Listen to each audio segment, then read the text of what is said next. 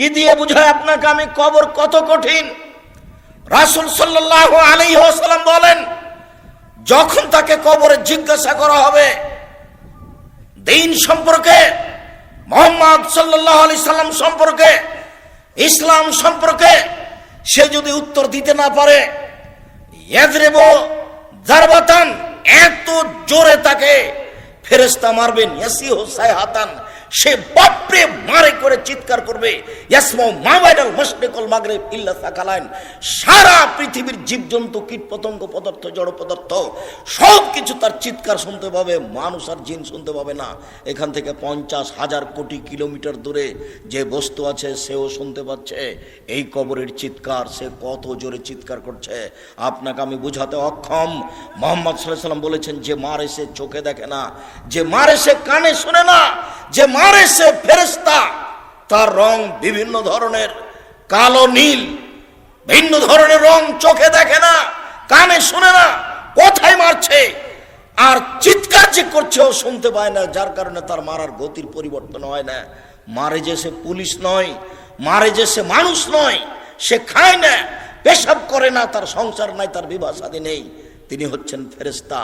প্রথম বাড়িও যেমন শেষ বাড়িও তেমন, এইভাবে তাকে মারতে থাকবে বিচারের দিন পর্যন্ত। রাসূল সাল্লাল্লাহু আলাইহি সাল্লাম বলেন, যে লাঠি দিয়ে মারা হয়, যে হাতুড় দিয়ে মারা হয়, সেই হাতুড় যদি পাহাড়ের উপরে মারা হয় তাহলে ফায়াসির তোরাব, সেটা পাথর হয়ে যাবে, ধুলা হয়ে যাবে, একবারে খান খান হয়ে। পাহাড়ের উপরে মারা হলে পাহাড় ধুলা হয়ে যাবে। যেই হাতুড় দিয়ে মারা হয়, সেই হাতুড়টা যদি পাহাড়কে মারা হয় তাহলে পাহাড় ধুলা হয়ে যাবে। মুহাম্মদ সাল্লাল্লাহু আলাইহি সাল্লাম এইভাবে বলেন। কি দিয়ে বুঝায় আপনাকে আমি কবর কত কঠিন? এখানে চিৎকার করছে, তার কণ্ঠ, তার শব্দ শুনতে পাচ্ছে 50,000 কোটি কিলোমিটার দূরে।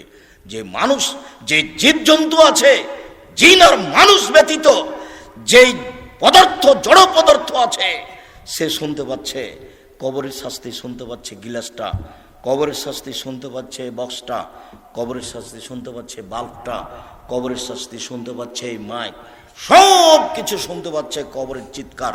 কিন্তু মানুষ এবং জিন শুনতে পায় না। শুনতে পারলে সে বাঁচত না।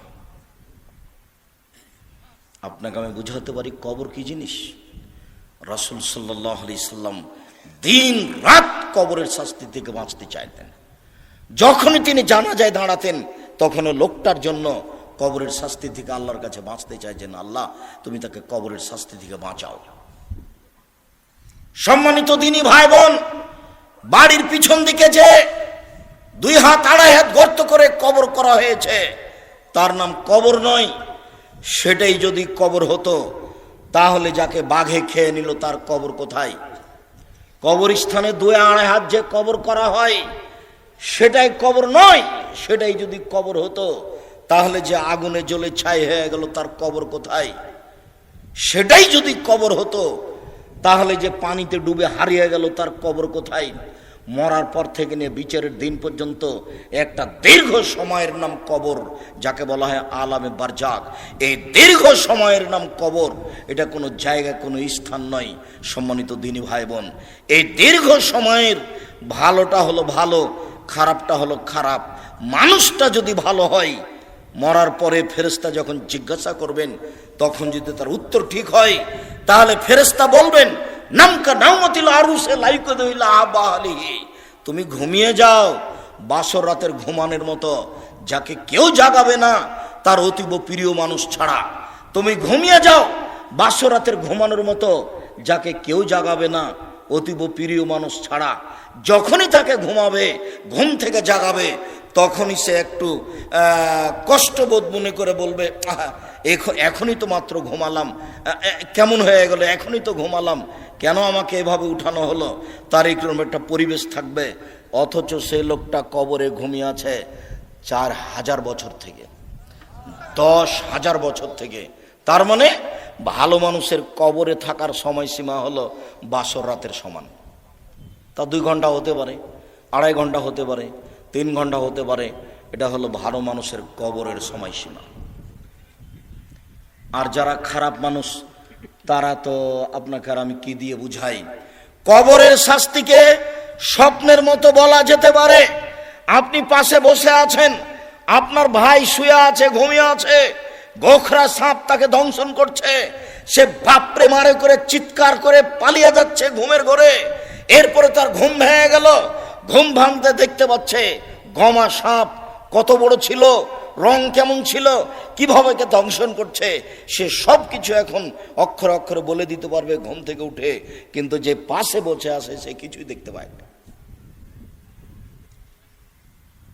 বুঝাতে পারিনি কথা মনে হয়। এরকম হলো কবরের শাস্তি।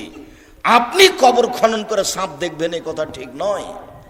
ওই যে একটা কাগজে লেখা ছিল যে জনৈকে ইমাম সৌদি আরব থেকে ইমামতি করার পরে মসজিদ থেকে বের হয়ে একটা কবর খনন করে দেখলেন যে একটা লাশকে সাপ পেঁচিয়ে ধরে আছে। তারপরে বলে দিলেন যে এইটা ফটোকপি করে যে যত বিতরণ করতে পারবে সে তত ভালো। একেবারে নগদ মিথ্যা কথা। কবরের শাস্তি মানুষ দেখা তো বহু দূরের কথা, শুনতে সক্ষম নয়। কবরের শাস্তি দেখা তো বহু দূরের কথা, মানুষ শুনতে সক্ষম নয়। অতএব কবরের শাস্তিকে আপনার রেকর্ডিং করে বা একটা রূপক পরিকল্পনা করে সাজিয়ে মানুষকে দেখানো হারাম। এটা মানুষের পক্ষে সহজ সম্ভব নয়। কবরের শাস্তি, কবর যত কঠিন কিয়ামত তার চেয়ে অনেক বেশি কঠিন। কিয়ামত যত কঠিন জাহান্নাম তার চেয়ে অনেক অনেক অনেক বেশি কঠিন। কি দিয়ে বুঝায় আপনাকে আমি জাহান্নাম কত কঠিন, কিয়ামত। কবর যত কঠিন কিয়ামত তার চেয়ে অনেক অনেক অনেক বেশি কঠিন। কিয়ামত যত কঠিন জাহান্নাম তার চেয়ে অনেক অনেক অনেক বেশি কঠিন। উসমান রাদিয়াল্লাহু তাআলা আনহু যখন কবরের পাশে দাঁড়াতেন, যে ওয়াকাফ আলা কাবরিন, যখন তিনি কবরের পাশে দাঁড়াতেন তখনই তিনি কাঁদা আরম্ভ করতেন। হাত্তা ইয়াবুল্লাহ লিহিয়াতাহু, কেঁদে তিনি তার দাড়ি ভিজিয়ে ফেলতেন। তাহলে কবরের পাশে দাঁড়ালেই তার দুই চোখের পানি ঝরঝর ঝরঝর করে ঝরে আসত। তাকে বলা হলো তাজকুরুল জান্নাত ওয়ান নার ফালা তাবকি তাবকি মিন হাযা, আপনি নিজে জাহান্নাম জান্নাতের কথা বলেন, তাতে আপনি কান্নাকাটি করেন না। কিন্তু যখনই আপনি কবরের পাশে দাঁড়ান তখন আপনি এত কাঁদেন কেন? যার কারণে দুই চোখের পানি ঝরে আপনার দাড়ি ভিজে যায়। এইভাবে আপনি কান্নাকাটি কেন করেন? তখন তিনি বললেন, পৃথিবীর মানুষ শুনে রাখো, ইন্নাল কবর আউয়ালু মানজিল